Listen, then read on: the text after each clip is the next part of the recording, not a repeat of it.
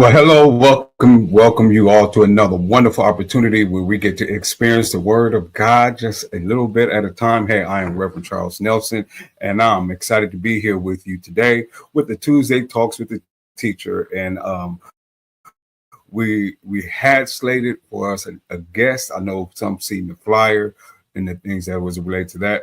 But we know life gets to life, and sometimes things happen that makes those things that interrupt something,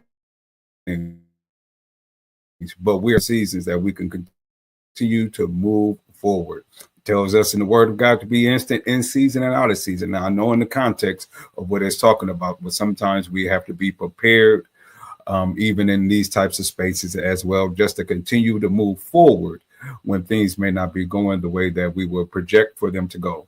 I'm looking at my screens because I'm seeing some lagging and some dragging. And so we're going to be paying some close attention. As you can see, I am not in my regular or typical space this morning. Let me see here. I'm going to see if I can clean my camera, get a better view. Makes it look a little bit better here.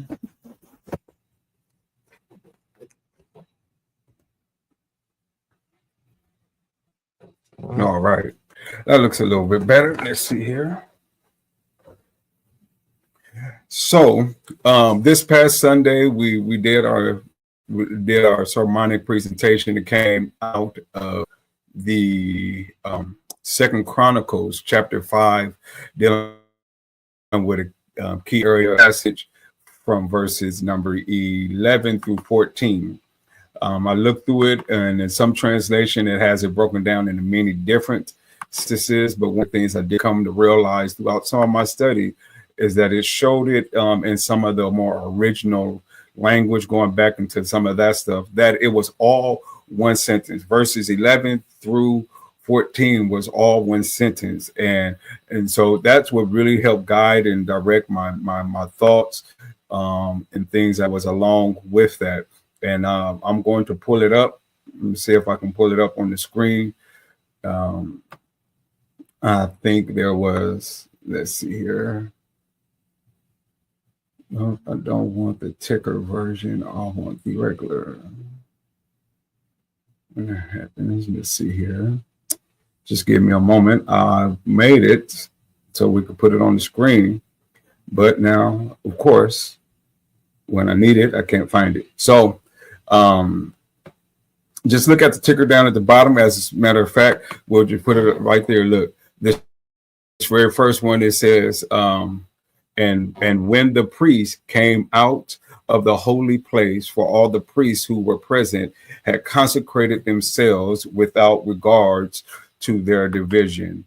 Verse number 12, it goes in and it says, and all the Levitical singers, Asaph, Heman, and I always mess up this name, but it's Jeduthun, or something of that, Jeduthun, their sons and kinsmen, arrayed in fine linen with cymbals, harps, and lyres, stood east of the altar with 120 priests.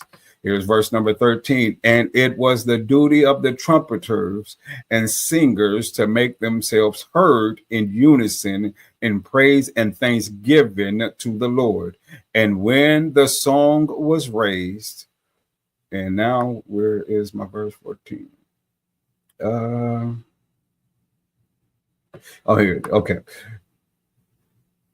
With their trumpets and cymbals and other musical instruments in praise to the Lord, for he is good, for his steadfast love endures forever. And here's the heart. Oh, made it go away. Here's the meat of it here. The house of the Lord was filled with a cloud, so that the priest could not stand to minister because of the cloud, for the glory of the Lord filled the house of God. Hey, without going through all the logistics of all of my studying, there's a lot that is written here. The writer, he uses a structure where he begins on one side, and it kind of comes up to a climax. His main point becomes this climax. And when I began to realize that here, it was right there in that last portion that we just read that allowed me to know that this was the climax was the house of the Lord was filled. The house of the Lord was filled. And it wasn't just filled with anything. It was filled with a cloud. This cloud, it had so much in with it. We're going to deal with that a little bit later. But look, it had even an impact that it says in verse 14, so that, in other words, what this is also saying unto us, the house being filled, the Lord's house being filled with this cloud, it had an impact. This is what happened when the house was filled with this cloud, that the priests could not stand. They could not stand. What? But not even stand, but they couldn't even stand with the purpose to minister. Why? Because of the cloud. And then it has this fourth statement. And what it allows us to be able to see, this is the reason why they could not stand. It almost as if it's saying the house was filled with a cloud, gives you this what happens, but it gives you, and then it goes right back. And it returns right back to that about this cloud that filled the house, but it gives us additional information about this cloud. It says, for the glory of the Lord filled the house of God. And so we allows us to be able to see with the at this climactic point that the house of the Lord was filled with God's presence. And so and we worked through that, and the sermon title was When It Happens, and that it is when God fills his house with his glory, and we could see what took place and happened there. And so we just want to just spend a little bit of time, and we're going to walk through some things, give some additional background and information that is pertaining and related to this wonderful and beautiful text. Let me go ahead and take that ticker down. All right. I'm going to check a couple of different things real quick. There we go. That looks a little bit better. I like that a little bit better there.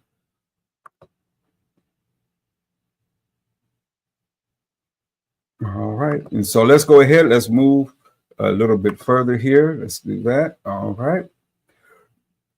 And so let us now move a little bit further along with this study. We're always encouraging you to be able to chime in and leave your comments and walk with me through this situation. We want to have some questions and things. If you're on at the, we're at 1 o'clock. I know we were supposed to be on at noon, but we are on at 1 o'clock. And for those that are on with us live, we could definitely have this interaction here. One of the first things I began to realize, oh, come on now. It's technology. I think there's something wrong with it. There we go. Maybe. Yeah, because it's been a little bit, so we're going to pay attention to that there. All right, so first of all, let's talk about the big picture of First and Second Chronicles. This big picture, what is the significance of these two books in God's story? When we arrive at the Bible, yes, we may be able to find information there that can help transform our lives on how we live on earth. We may hear some great and wonderful stories about points in history of things that have happened. But ultimately, this is God's story, and he utilizes his word to reveal himself unto us. And in First and Second Chronicles, he does this very thing. Chronicles is a retelling of the children of Israel, of their history after they came out of exile. This would have been after they had been under the Egyptian bondage. This would have been after they would have dealt with some of the different things with going through the wilderness. This would have been after the death of Moses. This would have been after the time of Joshua and his leadership. This would have been after the time when they had, after Joshua died, that they went through a season of having judges. This would have been after all of these things, as his and we enter into these books, the first and second Chronicles, as it shows us and reminds. It was a reminder to the children of Israel of God and how his interaction with them as his people, as God being their identity, as if there is being rooted not so much in their obedience, and their identity was not so much wrapped up in what they had to offer, but their identity was rooted in God's covenant with them. It begins to show that even though they had failures, their covenant was was rooted in God's faithfulness. And so even though they had failures in their life, God still remained faithful. And Chronicles, the first and second Chronicles, is history with hope. It is written to people who have lost everything, but yet reminding them that God's promise never expires. And so another thing I want to be able to realize is that we have other books written around this same time that is retelling this same story, some of the same stories. And so one of the things I wanted to be able to ask is, how does Chronicles differ from Kings and Samuel? This is some good things to be able to know. Whereas Kings shows why exile happened. This would have been when they fall into the Babylonian and this other captivity. He said Kings show why it happened. It focuses on the children of Israel, their failure and their disobedience. But Chronicles look back through the lens of hope. It focuses on David's line. It focuses on the temple. Its focus is on God's covenant. And so we can see that these are some differences that is there. And so this book, it begins to reveal some things about God. First of all, it reveals God's faithfulness. It shows us that God is a keeping God. Yes, we get shouted, and we'll shout from on high when we hear the preacher talking about how God has kept us from danger seen and unseen, how he has kept us throughout the night, how he has kept us with a reasonable portion and strength and health.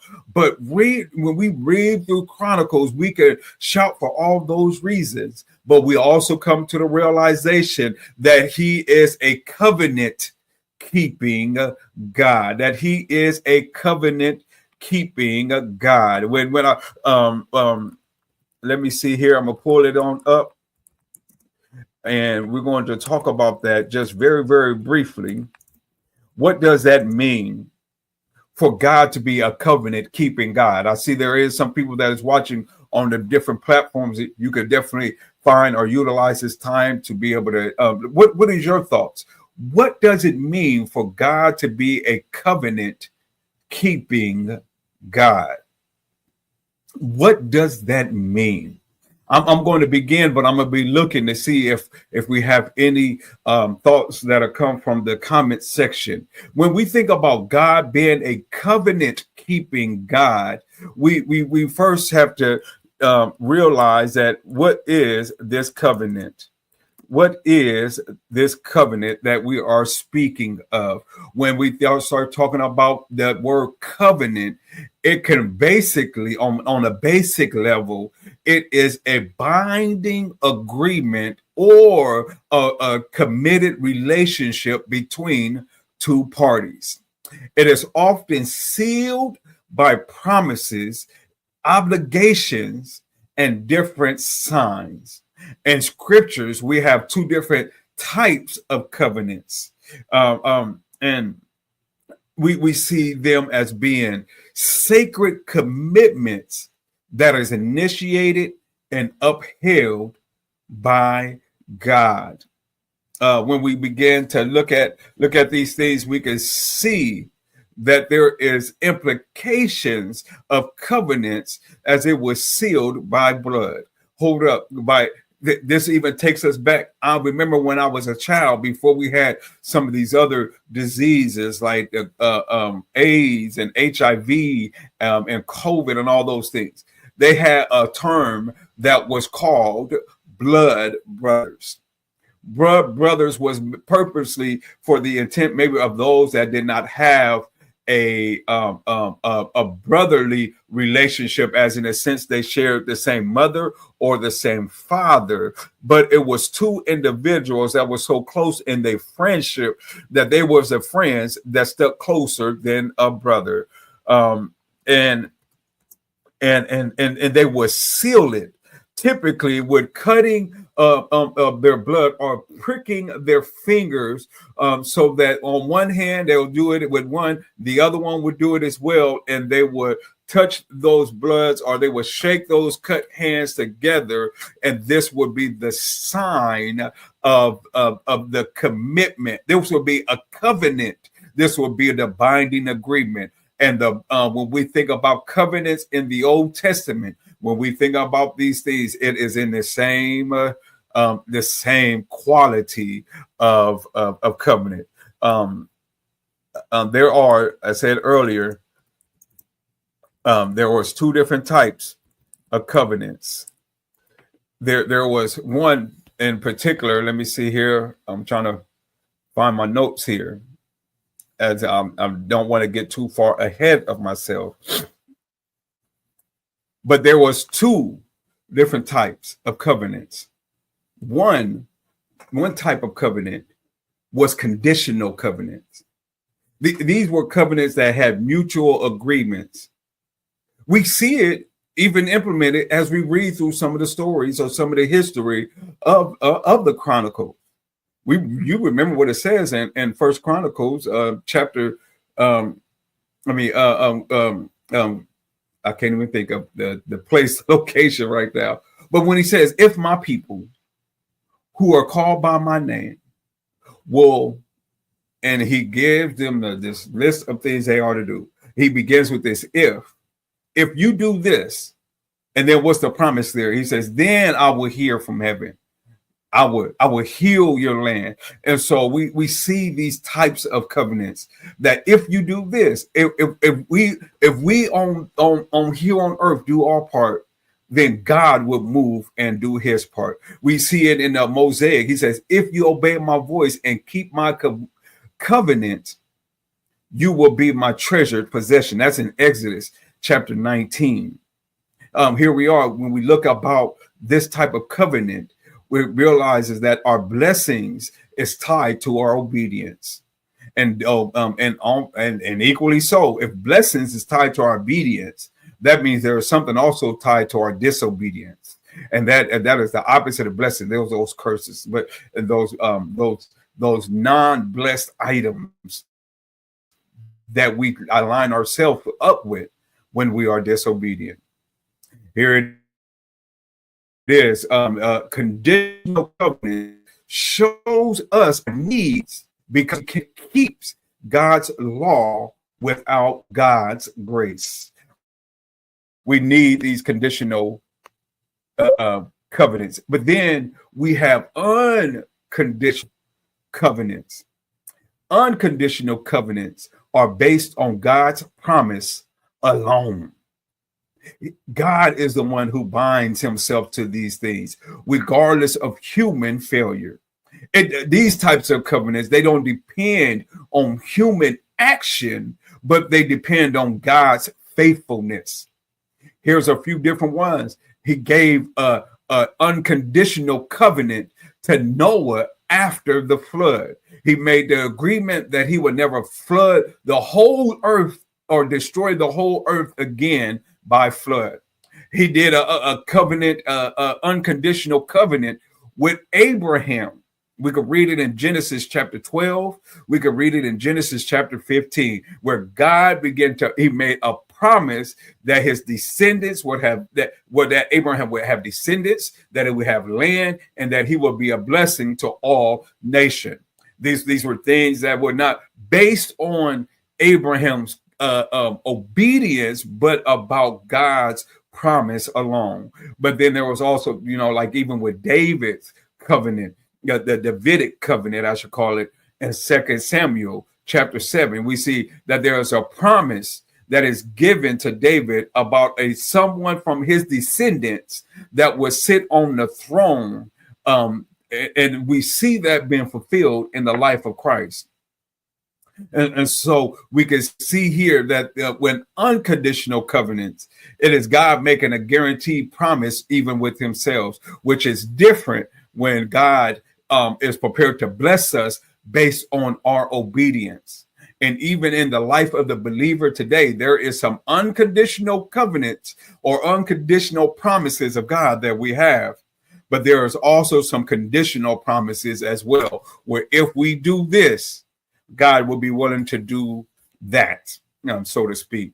And when we see these things, we see that they come into this great fulfillment with this new covenant that is both unconditional, as we look at God's grace through his blood, through the blood of Jesus Christ, but also it is conditional that we must respond in faith and we must respond with faith. And in Jesus, we could really see that God keeps every covenant promise and he does it perfectly. And so I just we kind of rabbit trailed off of some of my notes, but I thought it was definitely vital and important that we take some time and look at these things, this covenant language, because this is the things that are vital even in this aspect here as we are dealing with these things. And in First and Second Chronicles, this is a book that is showing that God is faithful to keep his covenant, that he is a holy God and he demands purity. We also reveals that God's presence as he chooses to dwell among his people.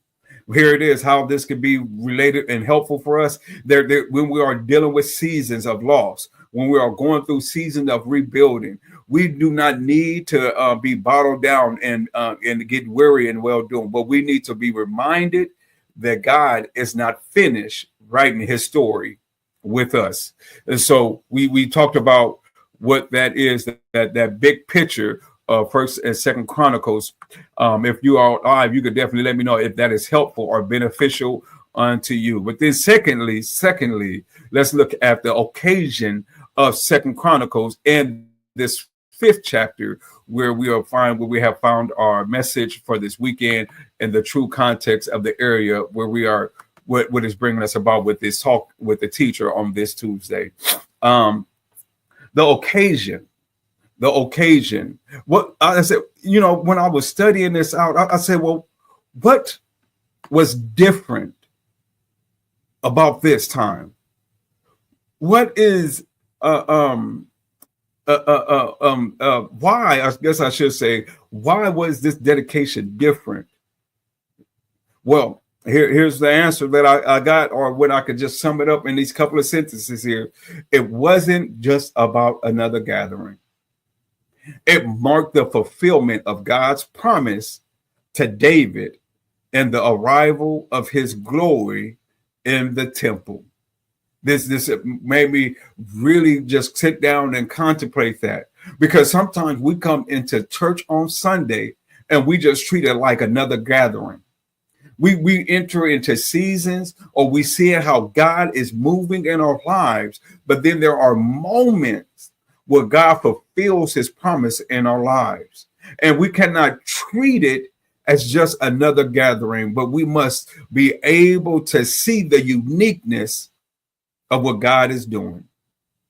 There was something that not only made this dedication different, but it also made it unique in the sense of it showed us a unified front with Israel. We hear about the harmony of the music and worship and God's visible glory that is even with the cloud. This was the first time that we began to see God's permanent dwelling as it was established with his people. All of the people, the priests, the Levites, and singers, they were united in worship. The cloud was so thick and it was so powerful that ministry even stopped. It was both fulfillment of God's promise and a fresh revelation of his presence. When we began to think about that, when God's people sung with one voice, his glory had a way of showing up. And I don't know about you, but I want God to show up in some areas in my life. What areas in your life do you need God to show up in? And when you start to think about that, what are you doing to be united? It says when God's people sing with one voice, his glory has a way of showing up. And I believe there is some individual ways where we need God to show up in our lives, but are we singing on with one voice with God? Are we asking God to bless our finances, but we are still spending more money on gambling, more money that we are wasting away? We're spending more money on in the liquor store. We're spending more money with the weed man, with the drug dealers. Are we spending more money and foolish and unorthodox? Are we spending more money building our own house rather than we are building with the house of God? Hold on. Are we willing to sing? I never put it to you like this. If our money can sing, would it be singing on one voice with God? The quality of how we spend our lives, would it be singing one voice with God? Or would it be a song that is marching to our own beat? If we want God to show up in ways and areas in our lives, we must begin by questioning the quality of the voice that we are singing with. But then not only individually, as this text deals with it corporally. Are we coming into church on Sunday with division among us? Are we coming into church on Sunday trying to see who we can outshine, outshow, or are we willing to be a people that is willing to sing with one voice? God still inhabits the praises of his people. And when we sing together, the Spirit has an opportunity to make our worship more than just another gathering. It is every time we come into worship, it is an opportunity to live in the presence of a living God. So that our worship should be less about our style, but more about seeking God's presence together in unity. A dear brother of mine, we were just talking about this last night, that we are satisfied because we have style. We're satisfied in that moment, but are we truly seeking God? Are you settled with style by the way things look, or are you seeking God's presence? And if you are seeking God's presence, what things are you willing to lay down so that you in your worship experience can see God's presence together in unity. Let's keep on moving forward. I don't want to say right there's a whole lot that we could say with right there. But that really brings us, kind of lays down this occasion as it was coming about. This temple had finally been built. The Ark of the Covenant, God was coming along, and this was a day that was not going to be like any other day. But then not only do we see those things, here's something that I also wanted to be able to ask. How do we serve God while we are waiting? When I began to think about this, when we read it's a scripture like in First Chronicles chapter 17, when we get up on it in chapter 22 and chapter 28, we see that David wanted to build the temple. But God said, no, not right now. That's not your responsibility. But what I like about David, he didn't just get frustrated. He didn't run away from serving. He didn't throw in the towel with God. But he realized that God had said no for a reason and a purpose. And despite God saying no, David still did the work to prepare Solomon. How to do so? He did so by gathering material. He began to organize worship, and he drew out the blueprints. And this should be able to help us to be able to know that even when God says no to what we cannot do, he can still say yes to some plans that we can help someone else to be able to accomplish what he has said no unto us. And that is so vital and important for especially church leaders. That is important for us as leaders within our home. Because look, in the reality of it, God didn't choose another congregation to do what he said no to David to. He chose his son. And sometimes he may choose somebody very close to us to be able to do some things that we've been wanting to do. But are we going to become bitter? Are we going to become filled with envy and jealousy? Or will we be willing to move humbly and walk with him on what God's plan is? Let's move right along. When I begin to think about this, serving God while we are waiting, that we can realize that we can still prepare, we can still organize, and we can still be encouragement to the one that God does want to use. Maybe sometimes it's not that God is showing us things so that we could be at the forefront, but maybe God is showing us so that we can play the supporting roles. And so sometimes God's no is not a rejection, it's a redirection.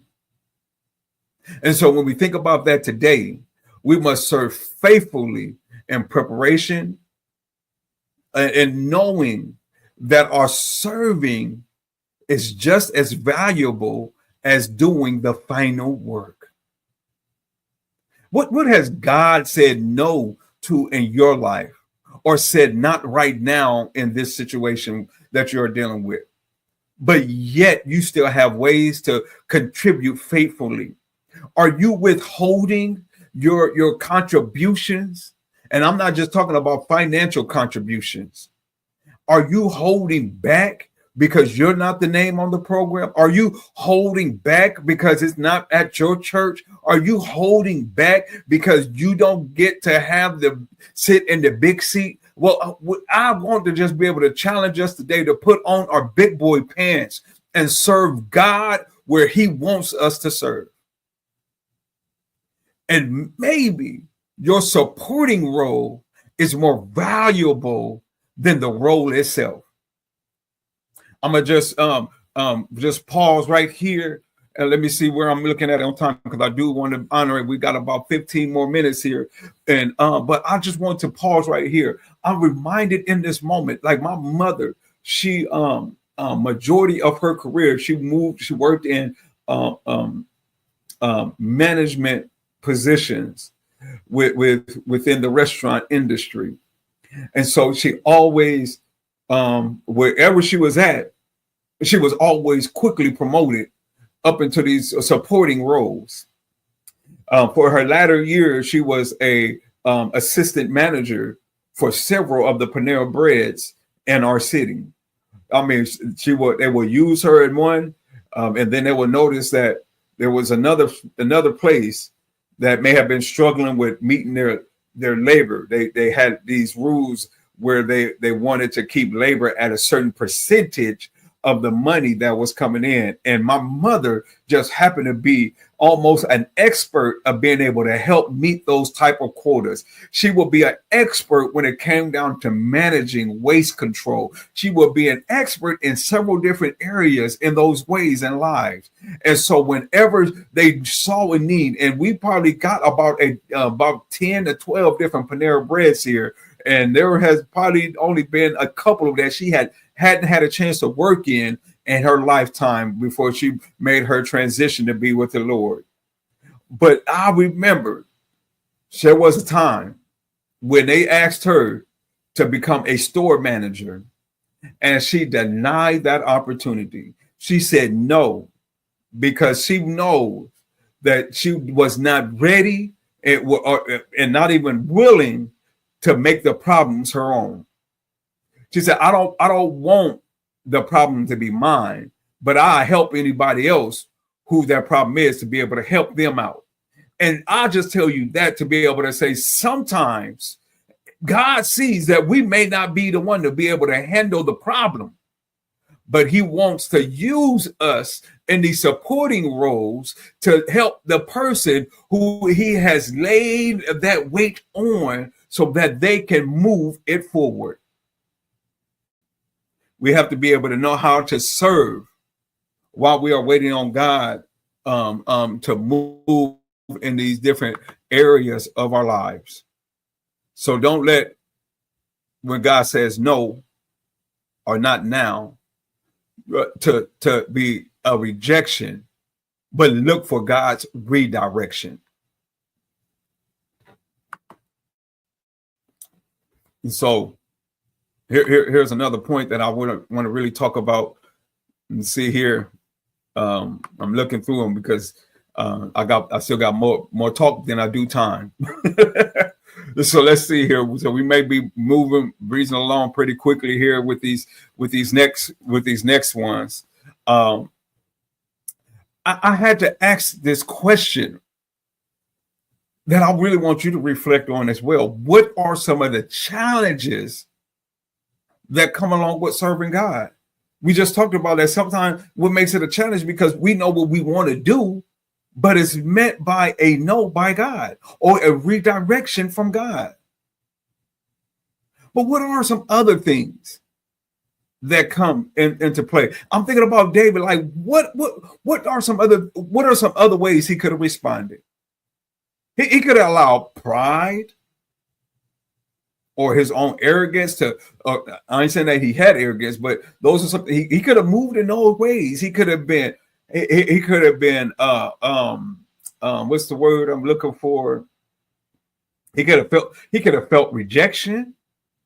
Like David, almost in a sense, even as I'm thinking about this, David could have had to deal with feeling rejected. Why do you say that? I'm so glad you asked. Remember when, for those of us that do know the Bible, and for those that don't, when David became anointed as king, he was serving in his human father's house, and God had showed into Solomon that there was a king that he needed to anoint. Not that they wasn't going to become the king at that moment, but the king was in his future. When Solomon went to David's father's house, David's father brought in all of his brothers, and none of them was the one. And it almost as if he almost forgot about David serving out in the fields. It's, oh yeah, I do got this one other son out here. He's serving. He said, go get him. And when David showed up, God revealed that he's the one that I want to use. He's the one I'm looking for. But I'm saying that to be able to say, can you imagine being the, oh yeah, there's him in your father's house? What kind of rejection that had to, he had to deal with a lot of this stuff when he began to get, his name began to gain clout, even under King Saul's rulership. People was admiring him more. He could have easily allowed pride and became big-headed, allowed that to move in as he would go through that, but he didn't. You know, but what does that even look like for us? Sometimes serving God becomes a challenge because we have so many that have denied their opportunity to serve, that the ones that are serving can encounter burnout. We can encounter burnout. We can encounter distractions. Sometimes we begin to play this comparison game, and we see what God is doing in other places or in other ministries, and we compare ourselves to others.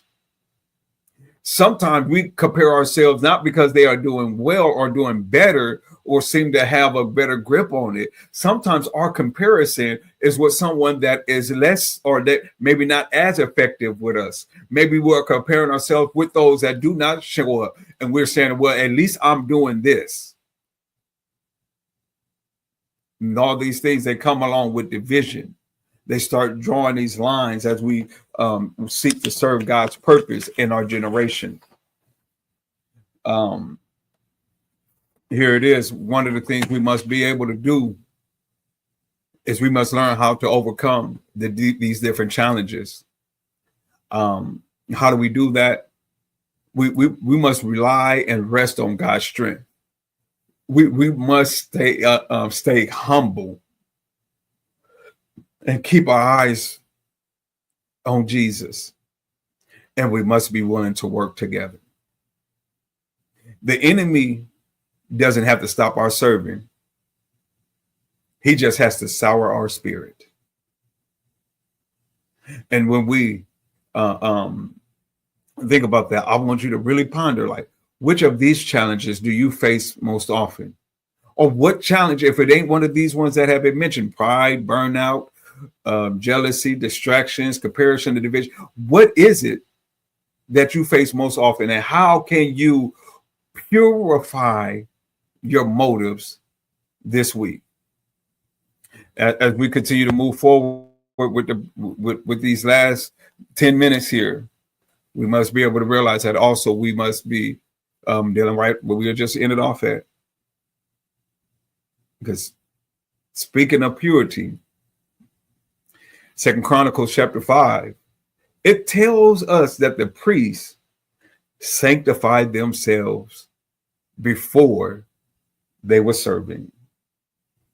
And when I began to think about that, here's the question that I have with that. Here's the questions that I do have with that. What does it mean to be sanctified? And what are the dangers of trying to serve without being sanctified? Sanctification, it literally means to be set apart. To be sanctified, it means to be cleansed and made holy for God's use. For us as believers, we have the moment of sanctification when we walk into our salvation. At that moment, when we are saved, we have been set apart. We have been cleansed from the penalty of our sins, and we have been put in a position to be used by God. Then we also have the process of sanctification that is constantly setting us apart, that is constantly cleansing us from the power of sin. And it is constantly preparing us to be used more and more for God's use. But when we try to serve God without being sanctified, I will use language from Leviticus chapter 10, we become a strange fire.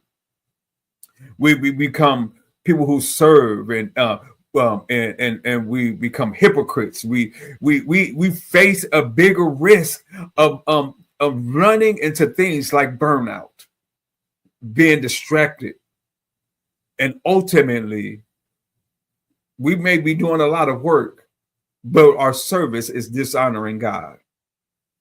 So the right activity with the wrong heart is still the wrong offering unto a sovereign God.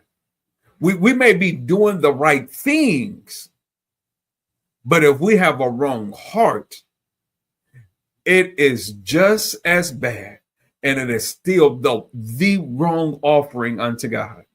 And so we see here that the priests, the Bible tells us in 2 Chronicles chapter 5 that they sanctified themselves. So before serving, pause, ask this question: am I offering God clean hands and a pure heart?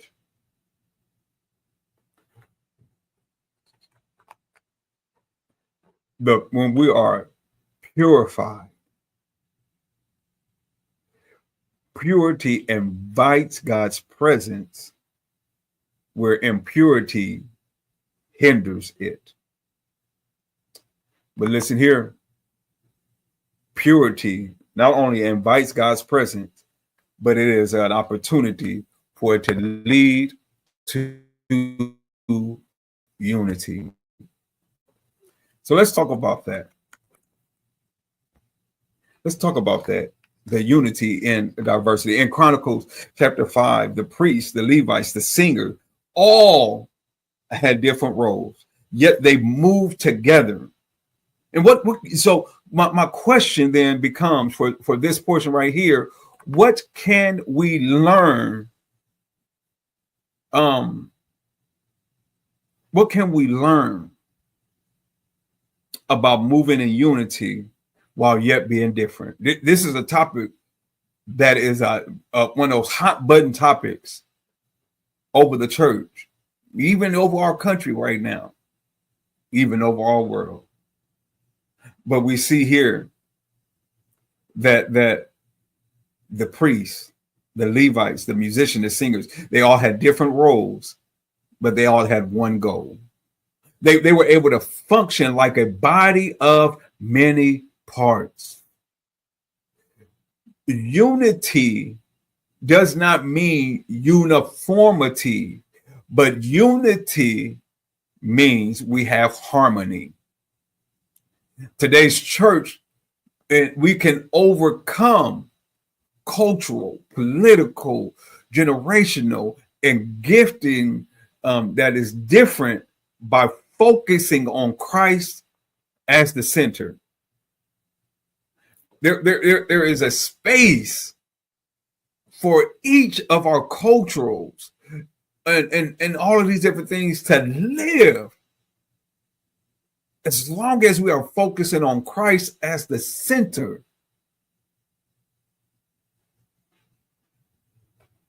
Then the ultimate question then becomes, how can we use our gift to be a contribution to the church, to the upbuilding and upkeeping of the kingdom without competing with others?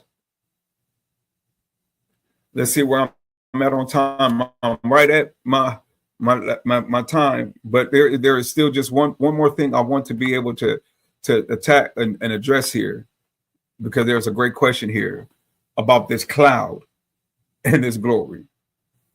We know that there's unity and diversity, and when the church unite, something begins to happen.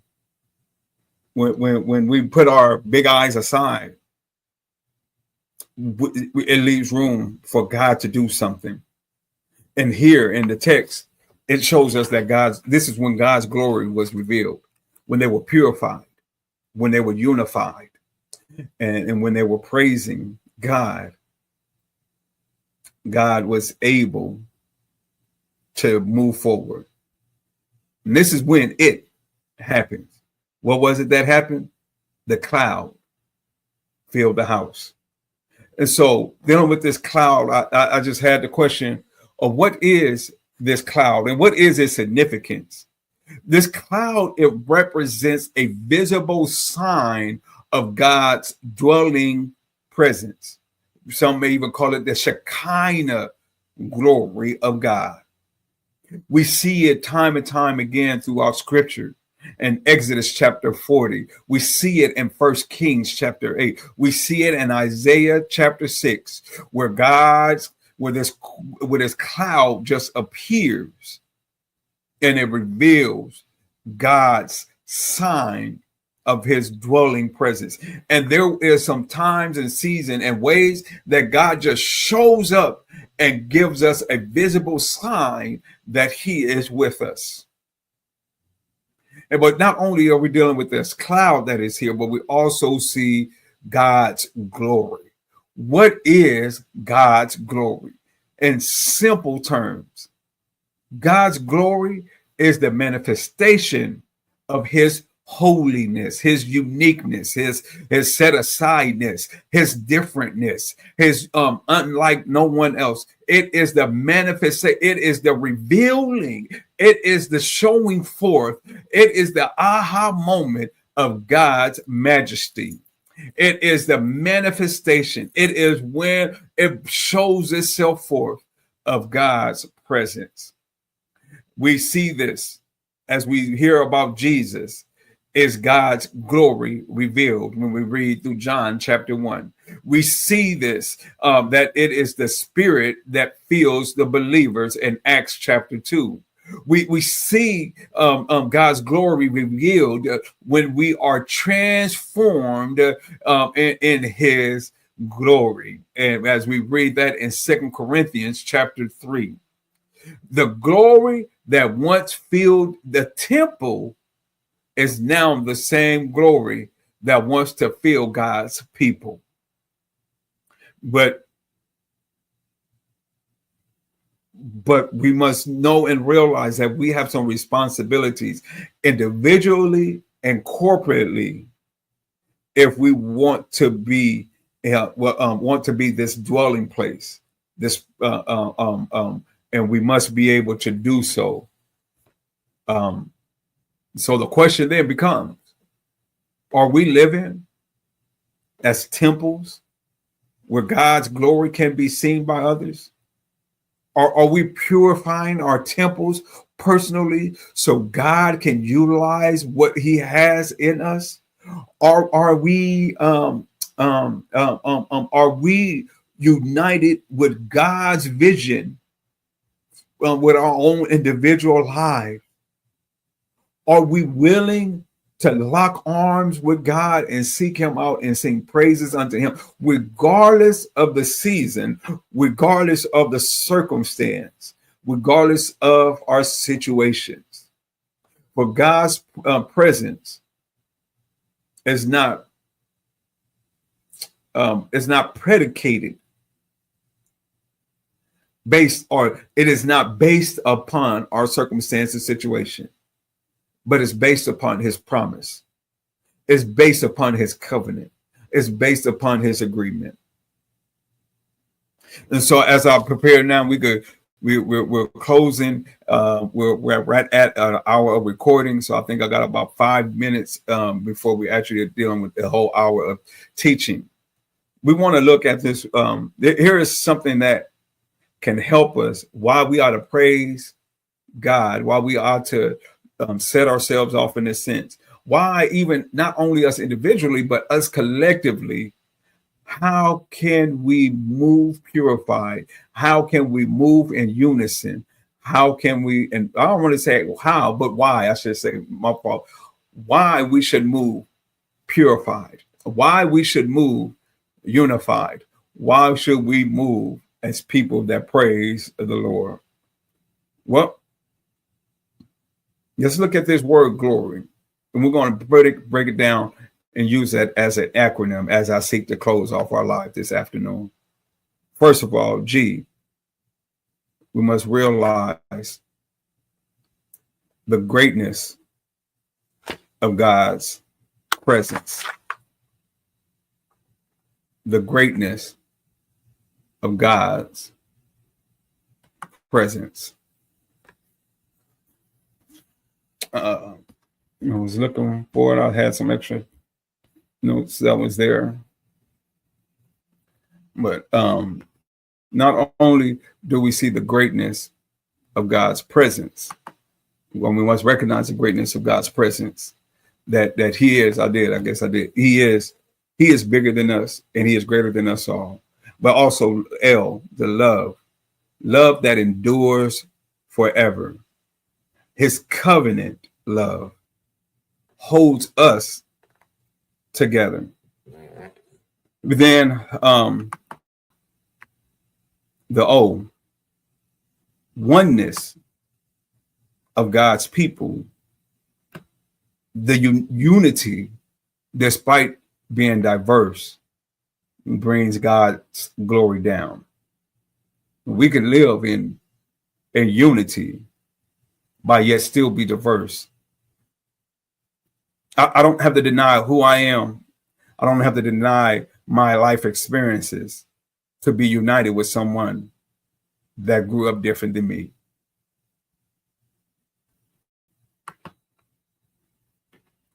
R, reverence and worship, that we ought to serve with holiness and the fear of the Lord. And finally, our why, we ought to be yielding to His Spirit.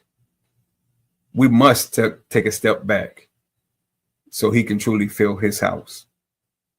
What house? Us, our temples, His house with His glory.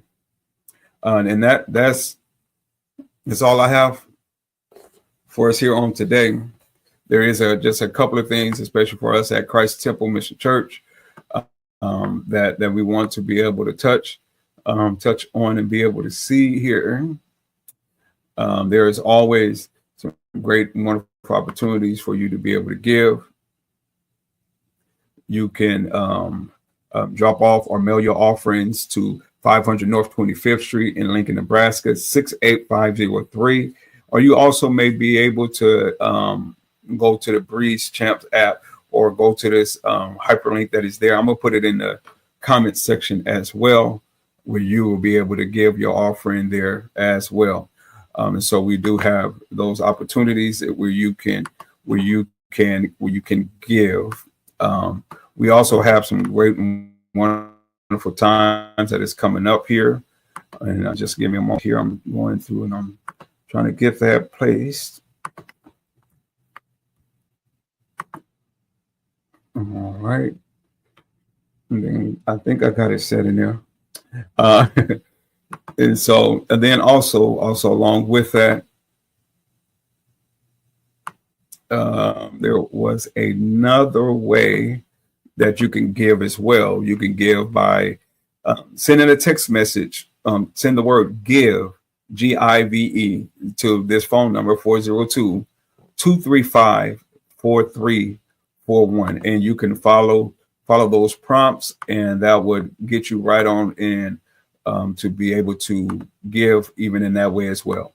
We have our Wednesday night Bible study. We have began this series that we're going to be in for a little while here as we are experiencing, or we're going to be walking through what does it look like after the resurrection, where we'll be looking at the New Testament in chronological order based off the encounters that we see in the Bible. And so we'll be looking at Acts and some of the other letters, the Corinthian letters, Romans, Galatians, Philippians, Colossians, and Ephesians.